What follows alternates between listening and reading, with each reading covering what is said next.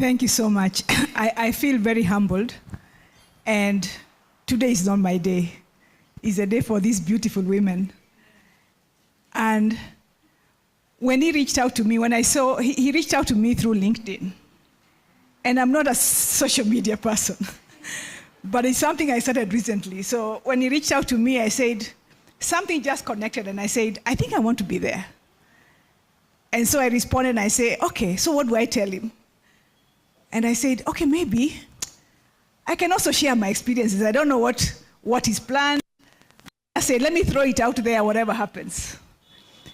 And then he told me, okay, then maybe there are two ways of participating. You can ask a question from the plenary, or maybe you can be a guest speaker.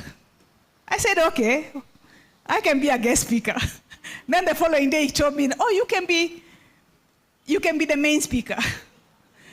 And I said, why not? Because the stories we are hearing today, I think I resonate with them on a very, very personal level. And maybe that's why there was that vibration that told me, this is really something for you, and you need to be there. And I've really loved listening to you. So you are all incredible. You all have a lot. And I know you said you're famous, and there's no doubt about that. Yeah, so feel famous, and you're celebrities, and be in your space. Yeah, and like Dosso has just said, just ask. And you never know why you had to meet together and why this had to happen. So having looked at I had the privilege of looking at the book. And what I see is that each of them has a very, very unique story. They are so different. But then when you look at them, all of them, there's a common thread that ties around them so beautifully, speaking the language of resilience. And that is really what struck me. But then also when you look deeply, you see that almost everybody has gone through a season of uncertainty, has gone through a season of loss, has gone through a season where they're wondering, who am I? And they've also gone through a season of reinvention, and that's why they have risen to what they are. I know it is always easy to tell these stories after the fact, but not during the fact. But then, if you want to tell it during the fact, it means then you should have prepared 10 years ago, but the next best time is now. So the other thing that I also saw across their stories is that they discovered their purpose, and I find that very, very powerful. They got clarity, they shifted their mindsets, and they became a new version of themselves. And you can see the confidence with which they sit here and share their stories. This is not the version of you that was many years back. It's a new version. And that's why when you talk about identity, it's not one, because it changes as we go. So, talking about me, I'm not used to talking about myself. But then, I've been through a career journey that has taught me about resilience. I think we've been working hand in hand together throughout my career journey. I first started working with the government of Kenya. I'm a veterinarian in training. So I was working in Siaya. That was my first place to work. And after working for some time, and this job is public, politicians really were calling me to build my resilience and to change. But then also, last year I decided now I'm leaving now that job, and I'm coming to do my business. And that was also another calling. So you can see the callings are coming in phases. But then the other aspect of resilience that I've experienced is really those transitions, not being in my own country, being in other countries, and coping in multicultural settings is never easy. And I've heard the stories of some of you who have told them here. There has to be a shift for you to those kind of situations.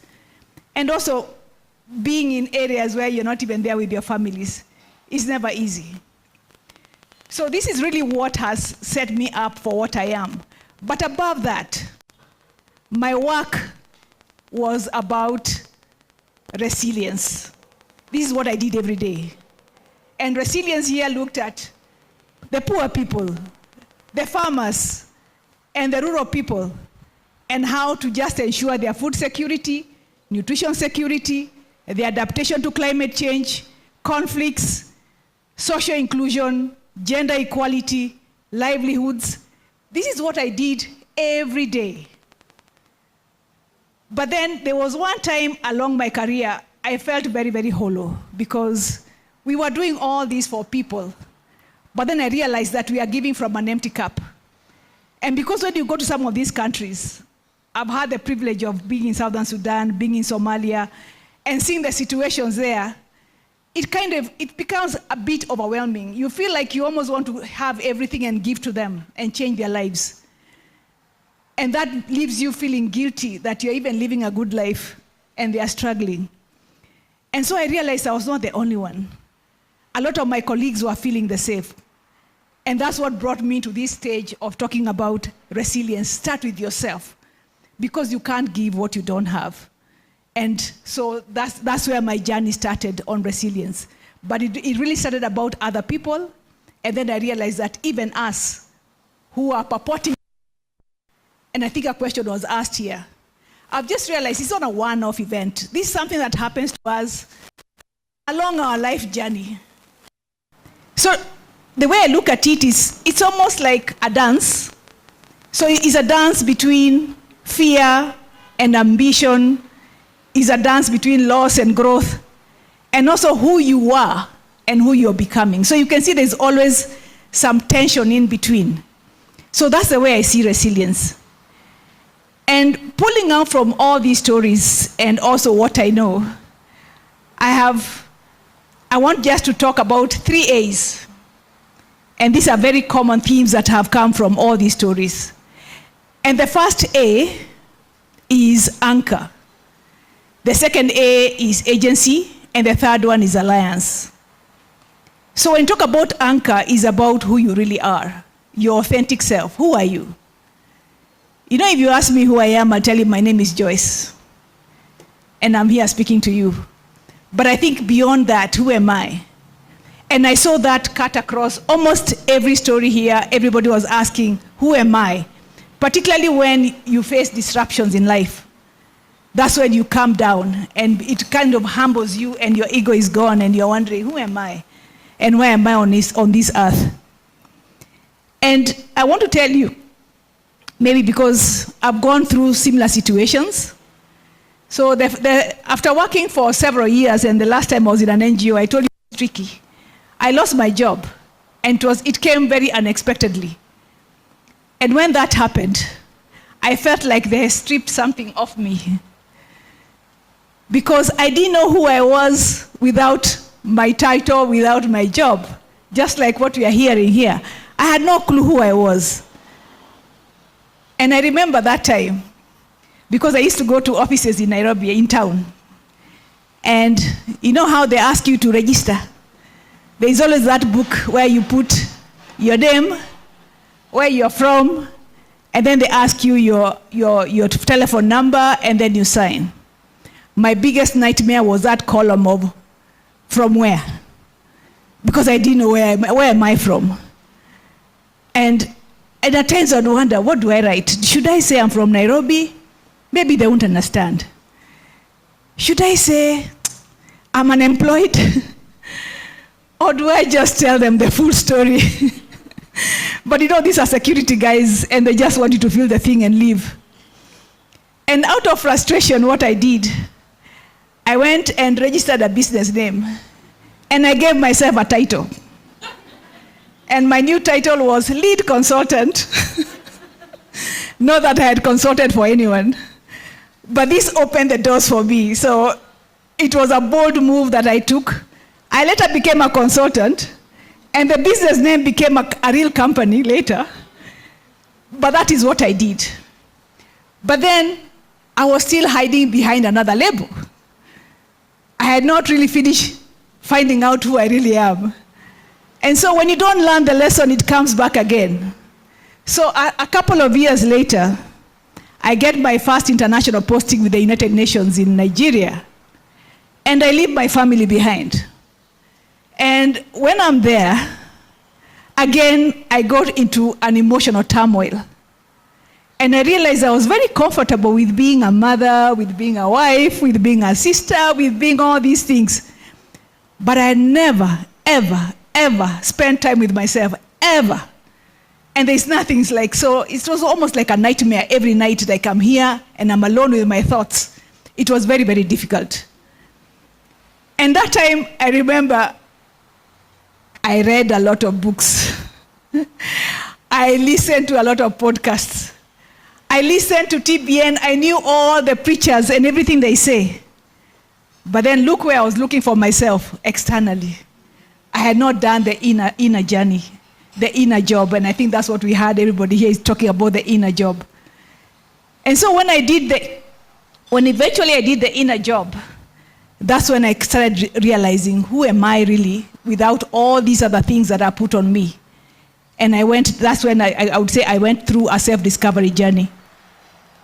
So I would say the identity, which is your anchor, is really what grounds you, it's what centers you, and it's what holds you when those waves are hitting on you, because you need something that does not move.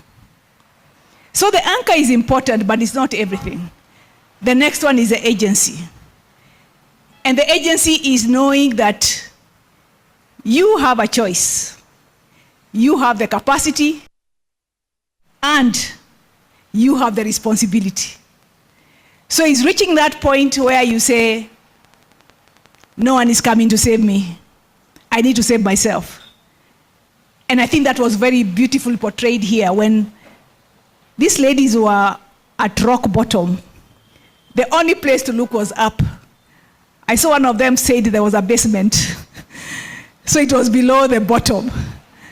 But the only way to look, you try and fall on your back so that you can see up somewhere you can go. And when you talk about agency, I was remembering that also, when I was younger, I was very ambitious. I had big dreams. But then I didn't have the guts to get them done, to execute. So I believe my husband would be the one to do it. So I'll be behind him, pushing him, let's do this, let's do this. And I know you ladies, you know what I'm saying, because we do that a lot. So I'll be pushing him. Then I realized that maybe I should not be pushing him. I'm not being fair to him.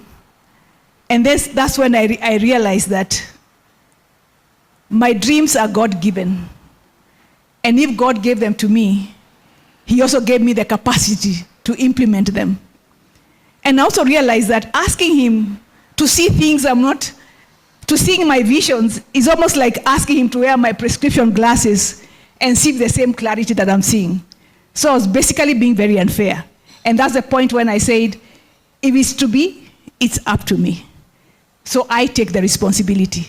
And that changed the decisions I made about my career, even about how I faced fear, and also how I managed even guilt, because at times you suffer a lot of guilt along the journey. So that changed a lot. And I realized that I am capable. I don't have to look for validation or to push anybody else to deliver things on my behalf. Then the third A is about alliance. And when I talk about alliances here, I mean having people around you, having networks around you, having systems around you. And this is something also we've heard from almost everybody. And what I see here is that almost all the ladies were able to tap into resources. And these resources, some of them were the people. And maybe even at times it's your family, or a close friend, or the community, or the church, or professionals. There were coaches, there were mentors. There were also other people, like maybe those who are going through mental health. They are looking for specialists as well.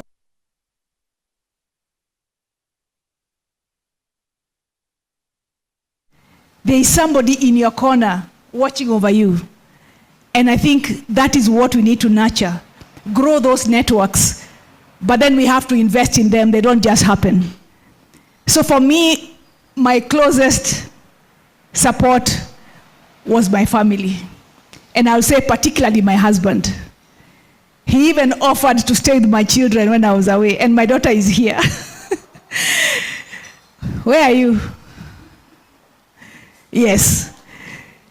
So when she was going to school, he's the one who used to go and visit her, take her food, make sure she's fine, because mom was not there. But then I had the grace not to carry the guilt with me, but to know that when you're parenting, you're two. And nobody said it has to be one or the other. But then we were still together and we supported each other. So that is what happened to me. But then we also had, apart from that, also you need to have the systems. And these systems can be the financial systems that give you that safety net. When I used to work on resilience, we used to talk about safety net. So that when you fall, you don't fall to the ground. There's something that holds you. And these are the safety nets we need to put in place. And apart from finances, you have the disciplines that you have even to invest and to save and invest. We also talk about our health, making sure that we have the emotional, the mental capacity for us to be whole. Because if you're not whole, then anything shakes you, you fall to the ground. And the habits that we have. So all these are structures we need to put in place so that when we fall, we don't fall to the ground. But you fall and there's something holding you back and you can always bounce back much easier than when you have to go to rock bottom. So this is what is so important about having those networks. And I know at times we take them for granted, but they are really, really key. And what I like about this, I've seen almost every author here has been accompanied by a lot of people. Those are your networks. These are people who believe in you. But then you need also to check your inner circle. Who are you allowing into your inner circle? It should be people who are aligned with your vision and they support you. And I'll be remiss if I left without talking about purpose. Because purpose is one of the biggest discoveries that I think all of you came up with. And it was not easy, because I can see it's not easy. It took about a lot of turmoil and a lot of struggle until you saw your purpose. And it did not come immediately, but eventually it came, and you saw your purpose, and you knew, why are you on this earth? Because we are all here for a purpose. And the greatest thing, the greatest gift that you can get from the crisis is to discover what is your purpose. And what you see about this purpose is that it is not unidirectional, it is layered. It has several layers to it. It is also very, very personal. And it is unexpected, because many things that happen to you, maybe you didn't expect them. They just happened and they hit you. Which reminds me, there's a mentor of mine who told me that we just have to make friends with crisis, because at any one point, you're either in a crisis, recovering from the crisis, or about to get into one.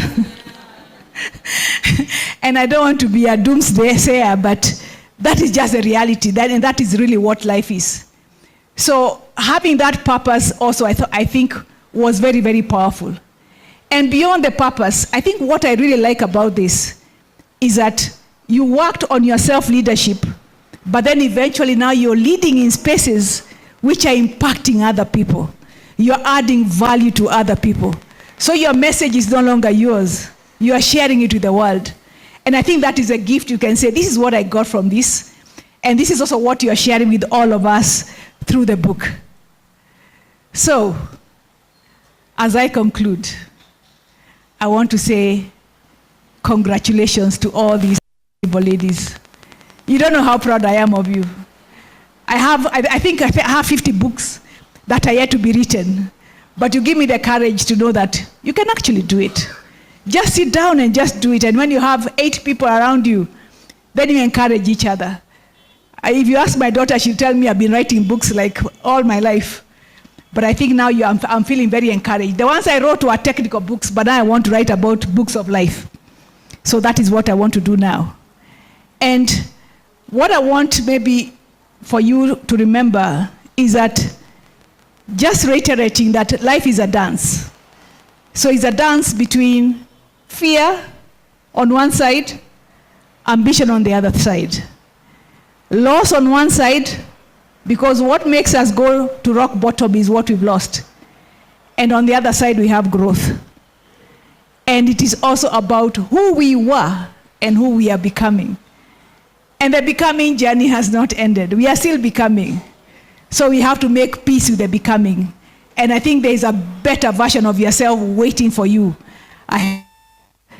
So as I finish, just remember the 3 A's, which are very much aligned with the book. Remember your anchor, who you are, agency, your choices, and third, the alliances, the people around you, the networks around you, and the structures that surround you. So thank you so much for listening to me, and let's give a loud applause to our authors.